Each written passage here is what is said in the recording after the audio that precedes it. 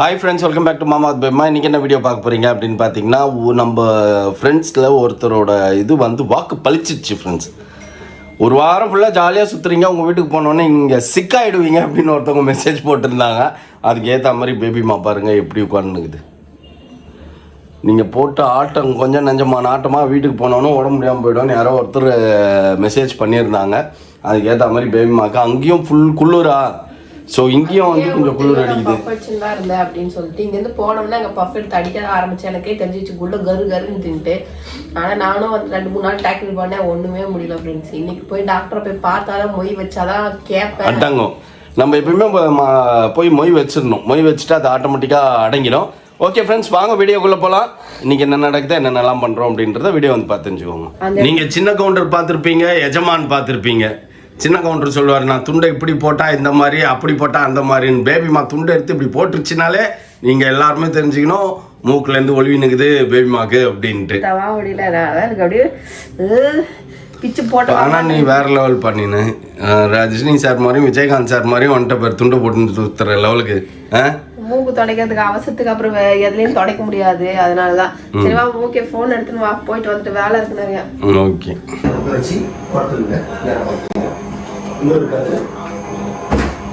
என்ன பேபிமா, நான் இது 1 மாசமா இந்த பக்கம் வலின்னு சொன்னேன். அவங்க செக் பண்ணி பார்த்தாங்க, அதுக்காக தான் மெயின் வந்ததே. கோல்டு கூட நெக்ஸ்ட் தான். அது பார்த்துட்டு எதாவது இப்படி வீங்கிடுது, ஏன் 1 மாசம் ஆகி ஏன் பார்க்கல நீங்க அப்படின்னாங்க.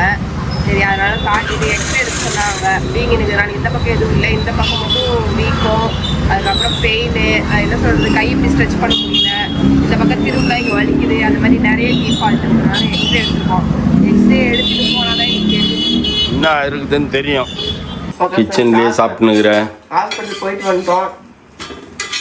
அவங்க என்ன எங்கேயும் வெளில போகாத, அடங்கி ஒடுங்கி கொஞ்சம் உட்காரு, ட்ராவல் பண்ணாத, தும்மாத, இருமாத அப்படின்னு சொல்லிட்டு நிறைய ரெஸ்ட்ரிக்ஷன் சொல்லி வச்சுக்கிறாங்க. நான் எதுவுமே பண்ணலைனாலும் எனக்கு வருது, நான் என்ன பண்றது அப்படின்னு நான் சொல்லியிருப்பேன் அங்க. சரி வேண்டாம், அவங்க இல்ல உங்க அப்பா கொடுத்த ஒரே சொத்து அது அப்படின்ட்டு. அதுவா, அதுக்கப்புறம் பாத்தீங்கன்னா அலர்ஜி டேப்லெட் கொஞ்சம் கண்டினியூஸா போடுங்க, ஸ்டாப் பண்ணாதீங்க அப்படி சொல்லி கொடுத்துருக்காங்களா. 10 டேஸ்க்கு நான் வாங்கியிருக்கேன், அவங்க 15 டேஸ்க்கு கொடுத்தாங்க. நீ 10 டேஸ் போடுறதே பெரிய விஷயம். அந்த மாதிரி அலர்ஜி டேப்லெட் போடுங்க அப்படின்னாங்க. இந்த இப்பில் என்ன ஆயிடுச்சு அப்படின்னா, இந்த இப்பு கீழே காரில் வந்துட்டு நம்ம தீபாவளிக்கு போயிட்டு வந்தோம் ஃப்ரெண்ட்ஸ். தீபாவளிக்கு நம்ம மோனா வீட்டுக்கு போயிட்டு வரும்போது காரில் சார்ஜர் தேடுறேன்னு சொல்லிட்டு பின்னாடி இருக்குதான்னு எட்டி இப்படி கையை விட்டு தேடினேன். இந்த இடத்துல பிடிச்சிக்கிச்சு. பிடிச்சது தான் 1 மாசமாவே நான் படிக்க எடுத்துனது. நானும் சரி இப்போ சரியா போயிடும், அப்போ சரியா போயிடும் அப்படின்னு விட்டுட்டேன். இப்போ பார்த்தா இப்படி வீங்கினது இவ்வளோ பெருசு, இப்படி கையை நல்லா அப்படியே பணியார மாதிரி வீங்கிச்சு. பண்ண முடியல. அதுக்கப்புறம் பாத்தீங்கன்னா இப்படி திரும்பி படுக்க முடியல, தும்ம முடியல, இரும முடியல, பேசினா கூட இங்க அதிர்னா வலிக்குது. அவங்க தொட்டு பார்த்துட்டு என்னம்மா இப்படி வீங்கினுக்குது, 1 மாசமா நீ என்னம்மா பண்ண அப்படின்னு என்ன கேட்டாங்க. இல்ல நான் சரியா போயிடுன்னு பார்த்தேன். மூச்சு பிடிச்சி வச்சு நிறைய டேப்லெட் வந்து ஒரு தடவை மெடிக்கல் ஷாப்ல வாங்கி போட்டேன். அது 2 நாளைக்கு கேட்டுது. அதுக்கப்புறம் திருப்பி பழைய குருடி கதவை தொடடின்னு ஆயிடுச்சு. அதுக்கப்புறம் ஒர்க்லனால பெருசா கான்சன்ட்ரேட் பண்ண முடியல, வர முடியல அப்படி. அதுக்குன்னு உடம்பு பார்த்து காமையாம இருப்ப அப்படின்னாங்க. ஏன்னா எங்களுக்கு வீடு டென்ஷனே பெரிய டென்ஷனா இருக்குது, அதுக்கு ஒரு சொல்யூஷனே எங்களுக்கு இல்லாமல் போயின்னு இருக்கு அப்படின்னு. சரி ஓகே, இப்போதைக்கு வந்து ஏதோ பிளாஸ்டர் மாதிரி இழுத்து டைட்டா வந்து பிளாஸ்டர் போட்டிருக்காங்க. எக்ஸ்ரே எடுத்து பார்த்தாங்க, ஏதாவது ஹிப்ல ஏதாவது அடிப்பட்டு. எக்ஸ்ரே காட்டுறேன் பாரு எப்படி நீ வந்து ரத்தக்கட்டு தெரியுதுலங்க. ஆமா தெரியுது. ஆனா அதுல தெரிஞ்சதுப்பா, இதுல தெரியலப்பா. இதுல ரிப்ஸ் மட்டும் தான் தெரியுது. ஹிப்ல தெரியுது, ரத்தக்கட்டு அப்படியே தெரியுதுங்க. பாருங்க, மத்தியானம் வந்து சிக்கன் குழம்பு, தோசை எல்லாம். மத்தியானம் சிக்கன் குழம்பு வச்சிருந்தேன், செமையா இருந்தது. கடையில செய்யற மாதிரி இருக்குல்ல, சூப்பரா இருந்தது.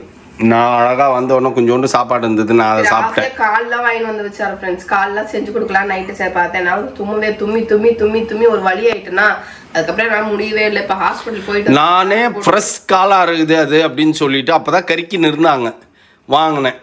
கடைசியில பாரு நம்ம கிறகம் பழைய கால் தான் சாப்பிடணும்னு இருக்குது. அதை தூக்கி ஃப்ரிட்ஜில் வச்சிட்டோம். இது எங்க எக்ஸ்ரே இதோ இருக்குது பேபிமா, என்னோட எக்ஸ்ரே ஃப்ரெண்ட்ஸ். இப்போ எடுத்த எக்ஸ்ரே அவங்க என்ன நினச்சிட்டாங்க, ஏதோ ரிப்பில் ஏதோ அடிபட்டிருக்கும் போல, அதனால தான் இப்படி வீங்கி நிற்குது, ஏதோ ஃப்ராக்சர் ஆகிருக்கும் அப்படின்னு நினச்சிட்டு என்னை எடுக்க சொன்னாங்க. ஆனா அந்த மாதிரி எனக்கு ஒரே பயமா இருந்தது. எனக்குமே வந்து என்னன்னா நீர் அதை ஒழுங்கா காட்டு அப்படின்ற மாதிரி ஏதாவது சொல்லுவாங்கன்னு நினைச்சேன். ஆனா பாத்தீங்கன்னா இந்த இடத்துல தெரியும் ஃபுல்லா ரத்தம் கட்டி இருக்கிறது தெரியுது. அந்த இடம் ஃபுல்லா அந்த ரிப்ளை கீழே இந்த பக்கம் நல்லா பிளைனா தெரியும் பாரு. இந்த பக்கம் ஃபுல்லா கருப்பு கருப்பா இருந்து தெரியுது. ஆமா இது நல்லா பார்த்தா தெரியும் ஃப்ரெண்ட்ஸ். சுத்து பாத்தீங்கன்னா தெரியும் இந்த இடம் ஃபுல்லாவே அந்த ரத்தம் கட்டினது இருக்கும். இந்த ரிப்ல அது தெரியுது பாரு கிளியரா தெரியுதா அவனுக்கு? அது ரத்த கட்டா என்னன்னு தெரியல. ஆனா வந்து ஏதோ சம் ப்ராப்ளம், அதனாலதான் அந்த இடம் வந்து வீங்கி இருக்கு. இங்கேயே பாத்தீங்கன்னா இந்த பக்கம் நம்ம பார்த்தோம்னா நம்ம ஃபுல்லா அந்த இடம் மட்டும் நல்லா வெள்ளையா தெரியும் இல்ல? ஆமா, தனியா அந்த பேட்ச் அப்படியே ரவுண்ட் பேட்ச் தெரிஞ்சது. அப்புறம் என்ன கேட்டாங்க, இந்த இது ஆனதுக்கு அப்புறம் தான் உங்களுக்கு இருமல் சளி எல்லாம் வந்ததா அப்படின்னு என்ன கேட்டாங்க. தெரியல, மேபி இருக்கலாம், எனக்கு தெரியல அப்படின்னு. சரி எதுக்கும் டெஸ்ட் பண்ணி பார்க்கலாம் அப்படின்னு இருக்காங்க. அதனால எக்ஸ்ரே எடுத்துட்டு வர சொன்னாங்க. அதனால எக்ஸ்ரே எடுத்திருக்காங்க. திருப்பி இந்த அவங்க கொடுத்த டேப்லெட்ல இந்த மாதிரி இந்த ஸ்ட்ரிப்ல வந்து சரியாகுதான்னு பாப்பாங்க. இதுதான் பேண்டபிள் ஸ்ட்ரிப். ஆமா, இத வந்து ஒட்டுங்க, ஒட்டி பாருங்க. அப்படி இழுத்துட்டு இப்ப பிச்சிடாத. இல்ல அதான் இது இழுத்து ஒட்டி பாருங்க, சரியாகுதான்னு பாருங்க. அதுக்கப்புறம் இல்லைன்னா வாங்க அப்படின்னு இருக்கிறாங்க. ஆனா எனக்கு சளி இருமலை விட ஃப்ரெண்ட்ஸ் இந்த இது வலிதான் பெரிய வலியா இருந்தது. நானும் 1 மாசமா ஹாஸ்பிட்டலுக்கே போகாம போறதுக்கும் முடியல. ஏதோ ஒரு வேலை வந்துனே இருப்பேன். ஏன்னா அங்க போனா அரை நேரமே போயிடுமா. 6 மணிக்கு போனா 8:30 9 மணி ஆயிடும் ஃப்ரெண்ட்ஸ் நம்ம அங்க இருந்து வர்றதுக்கு. எனக்கு கூட்டமா இருக்கும், பயங்கர க்ரௌடா இருக்கும். எனக்கு அங்க மட்டும் தான் கேட்கும், அதனாலதான். அப்புறம் வந்துட்டு இது என்னது, இதெல்லாம் வந்து உன்னோட இருமலுக்கும் சளிக்கு கோல்டுக்கு தான். அதுக்கு வெறும் பாராசிட்டமால் மட்டும்தான். இது மட்டும் நைட் மட்டும் மருந்துமே. ஆமா, SOSனா அது பாராசிட்டமால்னாங்க. இப்போ சாப்பிடணுமா? சாப்பிடணும். இப்போ டெய்லி எல்லாம் சாப்பிட கூடாது. நீ ஒரு நாளைக்கு போட சொன்னாங்க. ஒரு 3 நாள் போடுவேன் நைட்ல. ஓகே, இது வந்து இது நம்மளோட இதுக்காகவா? இது வந்து அலர்ஜி டேப்லெட். என்னத்த சொல்ல, நமக்கு நான் எங்கிருந்துதான் வருதுன்னு தெரியல. நம்ம உண்டு நம்ம வேலை உண்டுன்னு சிவனே நிறைய என்ன போய் அந்த இப்படி டார்ச்சர். நீ கார்ல ஏறி உட்கார்ந்தீங்கன்னா என்னமோ மெலிசா இருக்கிறதா நினைப்பு. உனக்கு என்னமோ இப்படி திரும்புறா அதான் பிடிச்சிக்கிச்சு. இல்லப்பா, அன்னைக்கு சார்ஜர் இவங்க 2 பேர்த்தோட போனும் ஒரே போன் ஃப்ரெண்ட்ஸ். முதல்ல பிஃபோர் 15 Pro 17 Pro வாங்கிறதுக்கு முன்னாடி இதெல்லாம் நான் சொல்லின்னு இருக்கேன். அதனால 2 பேர்த்துக்குமே சார்ஜரை எங்க கீழே விட்டனே தெரியல. சரி, நான் ஒரு வேளை சைடில் பின்னாடி கவரில் வச்சுருப்போம் அப்படின்னு சொல்லிட்டு இதுங்களுக்கு கண்ணே தெரியாது. எங்கள் வீட்டில் எப்போ பார்த்தாலும் அதே தான். ஒரு பொருள் முன்னாடி இருந்தால் கூட கண்ணு தெரியாது, எடுக்கவே எடுக்காதுங்க.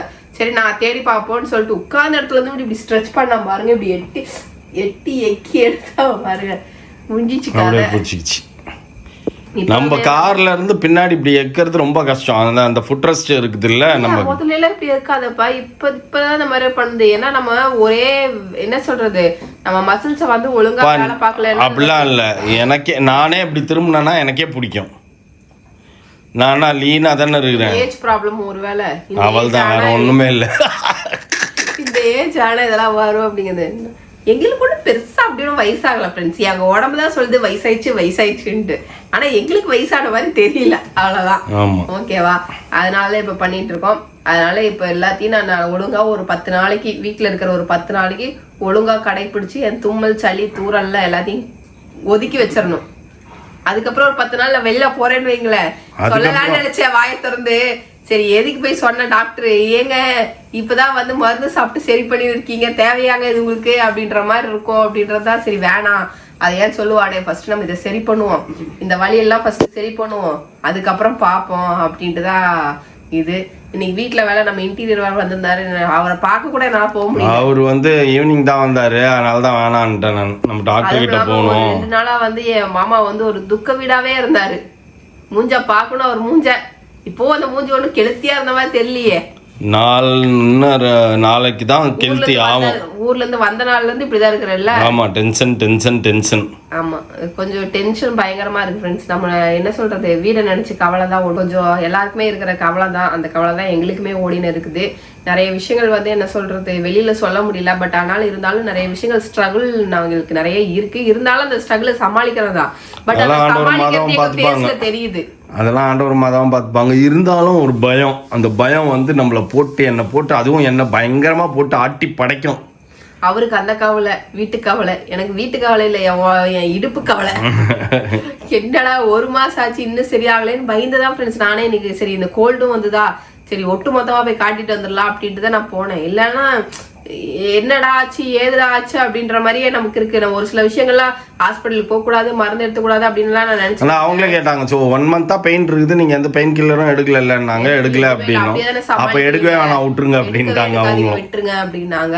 இப்போ வந்து வீக்கம் ஜாஸ்தியா இருக்குது, வலியும் இருக்கிறதுனால தான் பயந்து போய் போனேன். அது வந்து கொஞ்சம் கியூர் ஆயிருந்தா சரி ஓகே போயிடுச்சு அப்படின்னு நினைக்கலாம். 1 month ஆகி அப்படியே இருக்கு, வீக்கமும் இருக்கு அப்படிங்கும் போது எனக்கு பயம் ஆகிதான் போனேன். சரி அதுக்கப்புறம் முத்துனதுக்கு அப்புறம் போக வேணாம், 1 நாள் 2 நாள் 1 வாரம்லாம் ஓகே. 1 monthக்கு ரொம்ப டூ மச்சா தான் ஆயிடுச்சு. சரி அதனாலதான் சரி போகலாம் அப்படின்னு சொல்லிட்டு போனேன். யாராவது வந்து இந்த மாதிரி வளைக்கிறேன் கிழிக்கிறேன் அப்படின்னு சொல்லிட்டு ஏதாவது வளைச்சிங்கன்னா இப்படிதான் ஆயிடும். என்ன ஆச்சு? சும்மா அப்படி ஒரு இதுல இருந்து எகிரி குதிச்சது, கால் டயர் ஆகல. அவளுக்குமே ஏஜ் கம்மி தான், நம்ம ஏஜ் எல்லாம் ஜாஸ்தின்னு சொல்ல முடியாது, சின்ன பசங்க தான். என்ன பண்ணிருக்காங்க, பீரோல இருந்து ஒரு துணி விழுந்திருக்கு ஃப்ரெண்ட்ஸ், அதை தூக்கி இப்படி போட்டுருது. கால் வந்து இப்படி இப்படி லைட்டா புதுச்சு ஜம்ப் பண்ணி போட்டதுன்னே கால் இப்படி கீழே ஊனது என்ன ஆயிடுச்சுன்னா இந்த லெக்ல வந்து லைட்டா பிசங்கிடுச்சு. அது என்ன ஆயிடுச்சுன்னா ஏர் கிராக் ஆகி மசில்ஸ் ஏர் கிராக் ஆகி 3 மாசம் உட்கார்ந்து இருந்தது வீட்டுல. 6 மாசம் 8 மாசம் அதை அனுபவிச்சது ஃப்ரெண்ட்ஸ். மாவு கட்டெல்லாம் போட்டு ஒண்ணுமே பண்ணல பாவம். ஐயோ ஏன் கேக்குறீங்க, கொஞ்சம் கிரிப் பெல்ட் போட்டு கழட்டி வச்சிருந்தாங்க. அதுக்கப்புறம் பாத்தீங்கன்னா சரியாகவே இல்லைன்ட்டு அப்புறம் கால் நடந்து என்ன ஆயிடுச்சுன்னா திருப்பி அது கால் வீக் ஆகி திருப்பி மாவு கட்டெல்லாம் போட்டு சரி பண்ணாங்க. இப்போ அது கொஞ்சம் டல் ஆயிடுச்சு.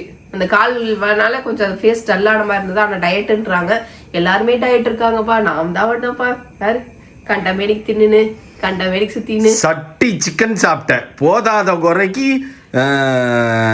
லாலிபப்பா 16 பீஸ் லாலிபப் வாங்கிட்டு வந்தேன். இப்ப நான் லாலிபப் நானா சாப்பிட்டேன், நீ ஒரு 6 சாப்பிட்டுருப்பியா? இது வந்து கடவுள் கொடுத்த வரம் ஃப்ரெண்ட்ஸ். இதெல்லாம் நான் சாப்பிட்டாலும் வரும், சாப்பிடலைனாலும் எனக்கு வரும். நீங்க எதை பண்றீங்க, அதை சாப்பிட்றீங்க, ஐஸ்கிரீம் சாப்பிட்றீங்க, இந்த மாதிரி இது பண்றீங்க, நீ எதை சாப்பிட்டாலும் சாப்பிடலைனாலும் வீட்டுல இருந்தாலுமே வரும். நேத்தெல்லாம் வந்து தாளிச்சதுனால மூக்குல ஏறிச்சு. 2-3 நாள் சமைச்சேனா மூக்குல ஏறிச்சு. அது கூட மேபி இருக்கலாம் எனக்கு. ஒரு 2-3 நாள் வீட்டுல சமைச்சதுனால உனக்கு ப்ராப்ளம் ஆயிடுச்சு. இந்த மாதிரி காரல் என் மூக்குல ஏறும் போது கண்டிப்பா வருது. இதுக்கப்புறம் வந்து நான் சிமினி போட்டிருக்கேன். சிமினிக்கு அப்புறம் யூஸ் பண்ணதுக்கு அப்புறம் தான் எனக்கு தெரியும் மேபி இந்த புகையினால நமக்கு அலர்ஜி ஆச்சா அப்படிங்கறது வந்து அதுவுமே நான் கண்டுபிடிக்கணும். அந்த மாதிரி கண்டுபிடிங்கன்னு இருக்காங்க, என்ன டாக்டர் ஆராய்ச்சி பண்ண சொல்லியிருக்காங்க. உங்களுக்கு எது சாப்பிட்டா சேர மாட்டேன்னு கொஞ்சம் கண்டுபிடிங்க அப்படின்னு என்னவே என்கிட்ட சொல்லி அனுப்பிச்சுக்கிறாங்க. நீதான் ஒண்ணு விடாம எல்லாத்தையும் தின்றேன்னு அவங்களுக்கே தெரிஞ்சு போச்சு. இந்தா சாப்பிட்டு எல்லாத்தையும் சாப்பிட்டு நீயே கண்டுபிடி அப்படின்ட்டாங்க. ஆமா, அதனால சரி ஓகே, எந்த பண்ணாலும் எனக்கு வர்றதுதான், நான் கஷ்டப்படுறதுதான். அதனால சாப்பிட்டுட்டே கஷ்டப்படுவோமே. Good habit. இது வந்து பக்கா அவேர்னஸ் வீடியோ தான் ஃப்ரெண்ட்ஸ். ஏன்னா எதுக்கு அவேர்னஸ் வீடியோன்றனா இந்த மாதிரி ஒரு இப்படி திரும்புறது, முறுக்குறது, எகிரி குதிக்கிறது அதெல்லாம் பண்ணாதீங்க. கேள்வி உங்ககிட்ட கேட்கறேன், சரி என்னைக்காவது உடம்பு சரியில்லைன்னா பரவாயில்ல ஓகேவா, நீங்க வந்து சரி ஓகே வீட்டுல அடங்கி உட்காருவோம் அப்படின்றீங்க. மாசத்துல 30 நாள்ல 28 நாள் எனக்கு உடம்பு சரியில்லாம போகுது. 2 நாள் தான் நான் நல்லா இருக்கேன். நீங்களே யோசிங்க, 28 நாள் நான் போய் படுத்துனே இருக்க முடியுமா? என்னோட சந்தோஷத்தை எல்லாத்தையும் கெடுத்துட்டு நான் வெளியில போகாம சாப்பிடாம ஷாப்பிங் போகாம மத்தவங்க எங்கேயும் போகாம ஷாப்பிங்கே போறது இல்ல இப்பெல்லாம். நம்ம இல்ல சொல்றேன், இப்ப ஃபங்க்ஷன்ன்றதால ஷாப்பிங் ஒரு சினிமா போய் பார்த்தே 1.5 மாசத்துக்கு மேல ஆகுது. இந்த மாதிரி நம்ம பண்றோம்னா அது என்னைக்காவது உடம்பு சரியில்லை அப்படின்னா உடம்பு சரியில்லப்பா எனக்கு அப்படின்னு நம்ம போய் படுக்கலாம். வருஷத்துல 306 லைஃப்ல 365 நாள் எனக்கு உடம்பு சரியில்லைன்னா என்ன பண்ண முடியும்? அப்ப அது ஒரு பக்கம், அதுவும் ஒரு பக்கம் கூட டிராவல் பண்ணிட்டே நான் என் ஜாலி நான் ஒரு பக்கம் டிராவல் பண்ணிட்டு இருக்கேன். ரொம்ப முடியலன்னா ஃப்ரெண்ட்ஸ் நான் வீட்டுல படுப்பேன். மற்றபடி மேக்ஸிமம் நான் டேக்கிள் பண்ணுவேன். கோல்டா இருந்தாலும் சரி, காஃபா இருந்தாலும் சரி, மற்றபடி ஃபுல் வீசிங்கா இருந்தாலும் சரி டேக்கிள் பண்ணுவேன்.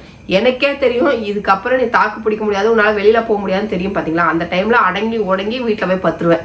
என்னால தெரியும் எனக்கு இதுக்கப்புறம் பண்ணக்கூடாது அப்படின்னு சொல்லிட்டு நான் போய் நல்லா டேப்லெட்டை போட்டு சுடு தண்ணி குடிச்சிட்டு போய் படுத்துனா கொஞ்சம் காலையில கிளியர் ஆயிடும். அந்த மாதிரிதான் பண்ணுவேன். ஓகேவா ஃப்ரெண்ட்ஸ், அதனாலதான் நான் வந்துட்டு நீங்க நிறைய பேர் கமெண்ட் பண்றீங்க உங்களுக்கு உடம்பு சரியில்லைனாலும் நீங்க அதெல்லாம் சாப்பிட்றீங்க, அதனாலதான் உங்களுக்கு எல்லாம் வருது அப்படின்ட்டுங்க. நான் சாப்பிட்டாலும் வரும், சாப்பிடலைனாலும் வரும். அதனால வருஷத்துல 365 நாளும் கோல்டா இருந்தா என்ன பண்றது, அதுக்கு தகுந்த மாதிரி நம்மளும் இருந்துக்க வேண்டியதான் அப்படின்ற மாதிரி தான் நான் இருந்துகிட்டு இருக்கேன். நீங்க சொல்றதை கேட்காமையோ இல்லை மதிக்காம சாப்பிட்றதுனாலயோ அப்படிங்கிறதெல்லாம் கிடையாது. இதுதான் எனக்கு ரீசன். இது வந்து எங்க அப்பா கொடுத்த சொத்து, அது அப்படிதான் இருக்கும் சரிங்களா. அது ஒண்ணுமே பண்ண முடியாது. இப்ப மெயின் எதுக்கு ஹாஸ்பிட்டல் போனேன்னா இடுப்பு வலிக்கு தான் போனேன். அதையும் காட்டிட்டு இந்த கோல்டையும் பார்த்துட்டு வந்துடலாம் அப்படின்றதுனாலதான். ஓகே ஃப்ரெண்ட்ஸ், இதோட இந்த வீடியோ முடிச்சுக்கிறேன். எந்த வீடியோ பிடிச்சிருந்தா மறக்காம லைக் பண்ணுங்க, ஷேர் பண்ணுங்க, கமெண்ட் பண்ணுங்க, மறந்துடாதீங்க, சப்ஸ்கிரைப் பண்ணுங்க, பக்கத்துல இருக்க பெல் ஐக்கானே டாக் பண்ணுங்க. Okay bye.